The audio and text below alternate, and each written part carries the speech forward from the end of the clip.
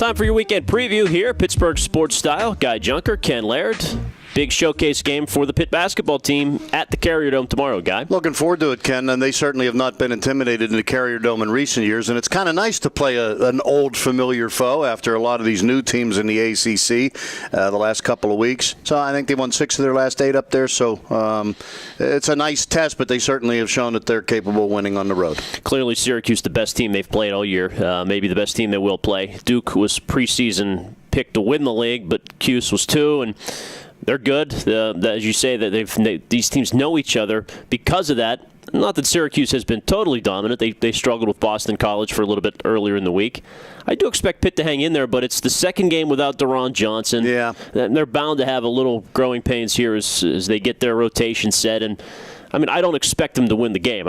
Going in, I expect them to hang in there and battle, but this looks like a game where they'll be outmatched. Well, there'll be games where Deron Johnson will be missed more than he was the other night, and I think they were so good at cleaning up the glass, dominated the boards, so good with foul shooting against Georgia Tech that those three-point shots off the bench weren't as important as they will be in some games. Yeah. This may be one of those games where they'll be a little more important, but especially the Penguins don't. This is the first time since the season started that the Penguins don't play on a Saturday or a Sunday. So it's with no hockey this weekend. That everybody's excited for the NFL playoffs, but to me, that's the marquee game of the weekend. Pitt-Syracuse, 4:00 tomorrow, and the Penguins had the day off Thursday as well. Basically, a 2-day weekend. They sent Simone Dupre down to the minors, which may be the last time we see him, but who knows? I think Chris Letang's year has brought up a lot of discussion, his highs and lows about his stability on the team, and then now Dupre, who they declared a top 4 defenseman before the year began, has not been able to make the squad, and they have Bortuzzo beating him out. So trade deadline's a month away, Guy, but as we get into kind of a week to just look big picture with the Penguins, what are you seeing at the blue line here with the moving parts? Well, I don't think they thought they were going to get what they got out of Olli Mata, so whatever they were talking about in September it would change if for nothing else because of that. Letang's been hurt much of the year, and I think his injury has caused some of the problems with his play.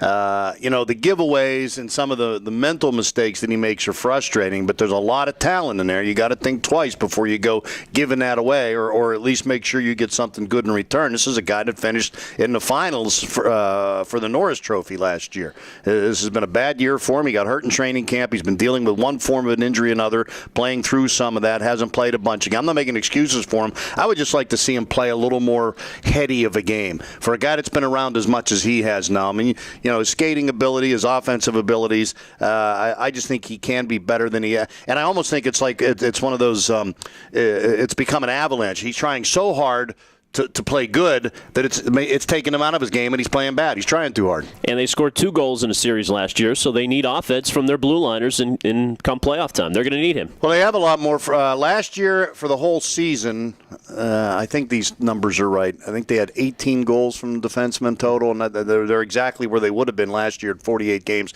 I think they have 25.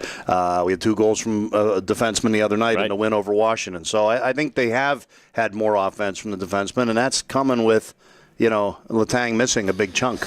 So 4 of 6 games for the Penguins start. 4 games in 6 nights start on Monday. Florida in town. And then, of course, you mentioned the AFC, NFC championship games. Would imagine most Pittsburghers rooting against San Francisco, who go after their 6th Lombardi trophy. And, of course, New England, Bill Cowher's self-proclaimed greatest coach of all time. Bill Belichick on the sidelines going for his 4th Super Bowl, and Brady as well. So they're always enemy number 1 around here. Well, we're going to talk a lot later in the show when we pick pork about the 2 games. I think the AFC game is being overbilled as Tom Brady against Peyton Manning, which is the sexy matchup. But I think from what we've seen in these playoffs, it may be as much about Moreno and Blunt and who runs the ball. Certainly running the ball was big in the AFC games last week. And with the NFC game, maybe not quite as much about the quarterbacks, but these are 2 really good defenses.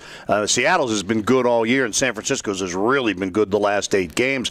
I wouldn't be surprised if if we see, what would you call a defensive game today? I mean, you don't see 10-7 games anymore, but I wouldn't be surprised if maybe we see a 24-17, 21-17 game in the NFC game. But I'm looking forward to it. I think you got some really good teams here, some good side storylines. I like Peyton Manning a lot, and I agree with you. I think most Pittsburghers just hate New England because and just defending the Steelers' territory would like to see San Francisco out of there.